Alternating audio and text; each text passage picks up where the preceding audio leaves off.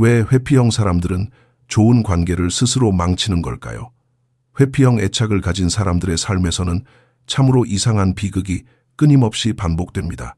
그 비극이 항상 요란하거나 극적인 것은 아닙니다. 오히려 사랑이 깊어져야 할 고요한 순간들, 신뢰가 자연스럽게 주어지고 서로가 더 가까워질 수 있는 바로 그 순간에 자주 일어납니다. 회피형 사람들은 바로 그 순간에 뒷걸음질 치기 시작합니다.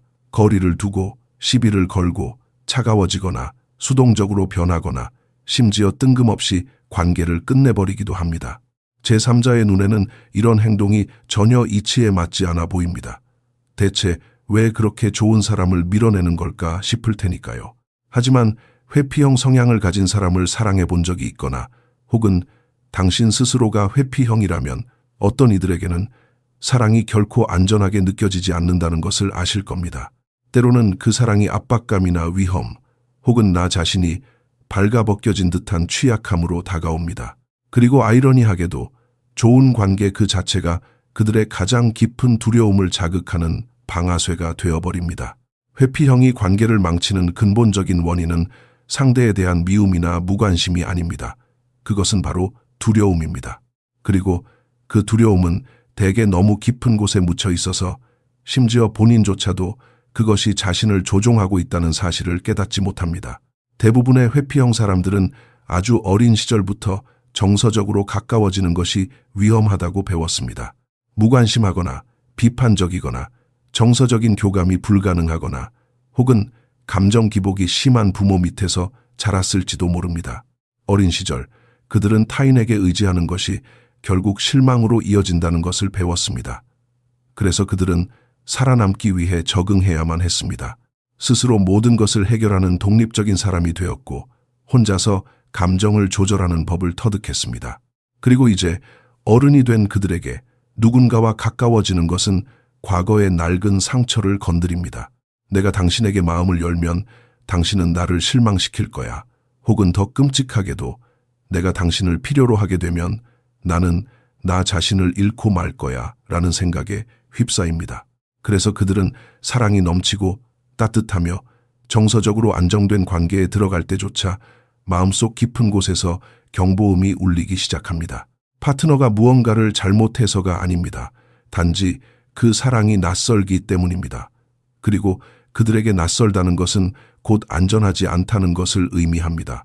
회피형 사람들을 볼 때 가장 혼란스러운 점 중 하나는 그들 역시 사랑과 유대감을 몹시 추구하고 진심으로 원하면서도 막상 그것이 다가오면 스스로 파괴해버린다는 것입니다. 이런 일이 벌어지는 이유는 그들의 내면 세계가 아주 강하게 둘로 나뉘어 있기 때문입니다. 한편에는 친밀감과 삶을 공유하고 싶은 인간 본연의 갈망이 자리 잡고 있습니다. 하지만 다른 한편에서는 어린 시절부터 만들어진 방어 기제가 이렇게 비명을 지릅니다. 이 관계는 결국 끔찍하게 끝날 거야. 그러니 상처받기 전에 너 자신을 보호해라고 말입니다. 그래서 그들은 어떻게 할까요? 온전한 책임을 지지 않으면서도 파트너를 밀어낼 수 있는 교묘한 방법들을 찾아냅니다.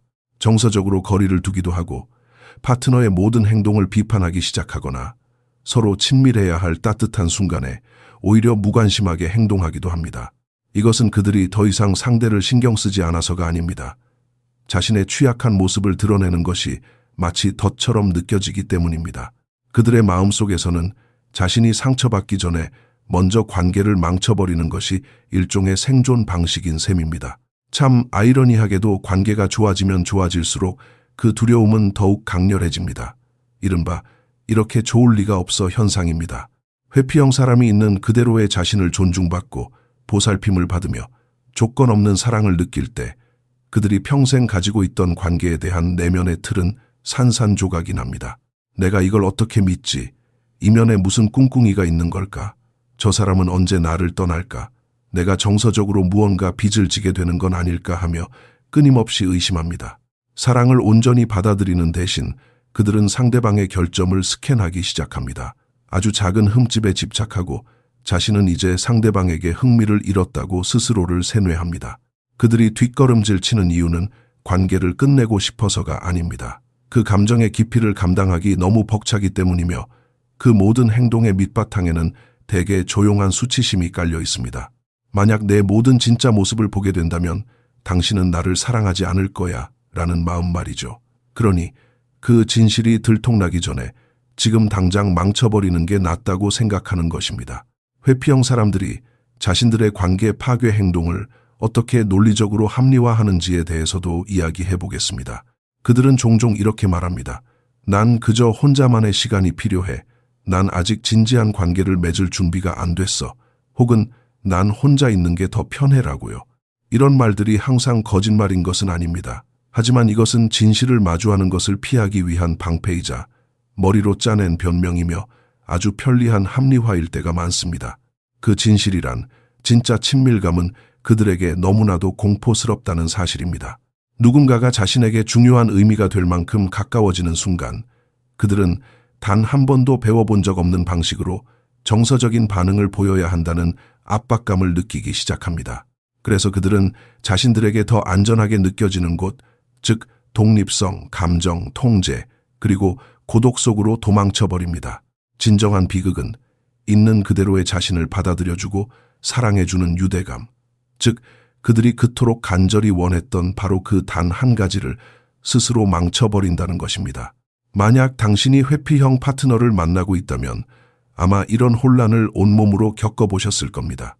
당신은 사랑으로 다가가고 안정감을 주려 하지만 관계가 막 좋아지려고 하는 찰나에 그들은 뒤로 쑥 물러납니다.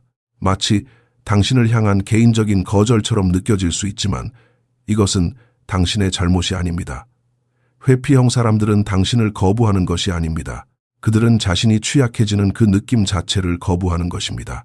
그들은 누군가에게 정서적으로 의지하는 상황을 어떻게 다뤄야 할지 모릅니다. 그런 상황은 그들 스스로를 나약하고 발가벗겨진 것 같고 통제력을 잃은 것처럼 느끼게 만듭니다. 감정적으로 벅차오를 때 그들은 본능적으로 그 정서적인 압박감을 덜어내려 합니다.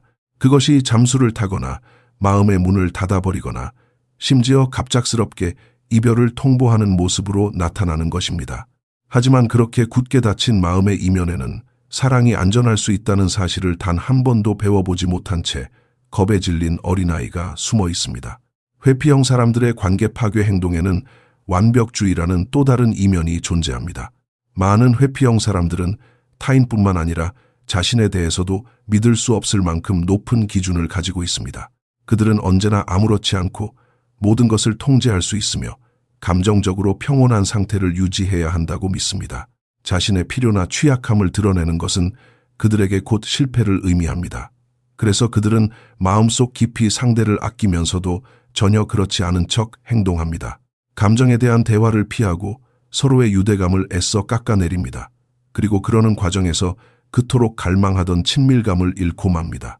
정말 슬픈 사실은 그들 역시 너무나도 깊은 외로움을 느낀다는 것입니다.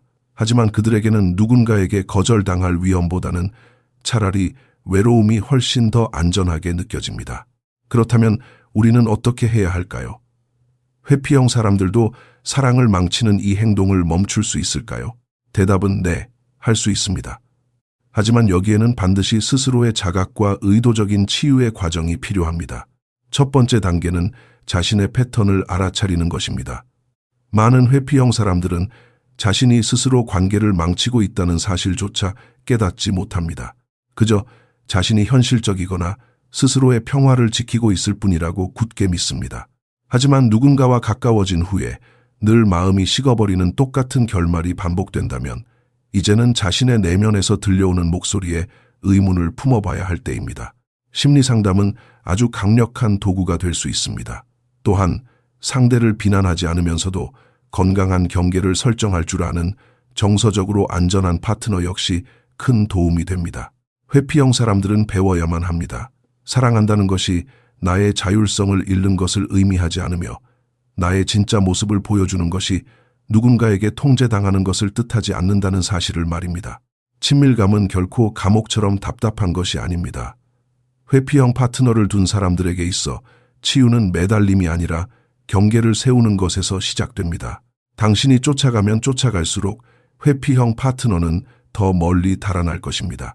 하지만 당신이 단단하게 중심을 잡고 적당한 공간을 내어주며 스스로의 정서적인 필요를 지켜낸다면 회피형 파트너가 안전함과 존중을 동시에 느낄 수 있는 유일한 환경이 만들어집니다. 여기서 핵심은 그들을 고치려 드는 것이 아닙니다. 누군가와 연결된다는 것이 꼭 압박감을 주거나 자아를 잃는 것으로 이어지지 않는다는 것을 일관되고 명확한 태도로 보여주는 것입니다. 그리고 만약 그들에게도 마음의 문을 열 의지가 있다면 그들은 상대를 밀어내는 대신 천천히 다가가 기대는 법을 배우게 될 것입니다. 결국 회피형 사람들이 좋은 관계를 망치는 이유는 그들이 어딘가 망가져서가 아닙니다.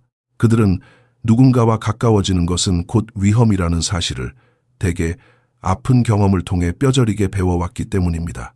그들은 단지 자신이 아는 유일한 방법으로 스스로를 보호하고 있을 뿐입니다. 하지만 그 보호막은 어느새 감옥이 되어버리곤 합니다. 사랑이 안전하고 변함없으며 우리를 자유롭게 한다는 사실을 깨닫기 전까지 그들은 자신을 치유해 줄 수 있는 바로 그 사랑으로부터 계속해서 도망칠 것입니다. 만약 당신이 회피형 사람을 사랑하고 있거나 혹은 당신 스스로가 회피형 사람이라면 이것 하나만은 꼭 기억해 주세요. 당신이 느끼는 그 두려움은 진짜입니다. 하지만 그것을 치유할 수 있는 가능성 역시 진짜입니다. 여기에는 용기가 필요하고 깊은 인내가 필요합니다.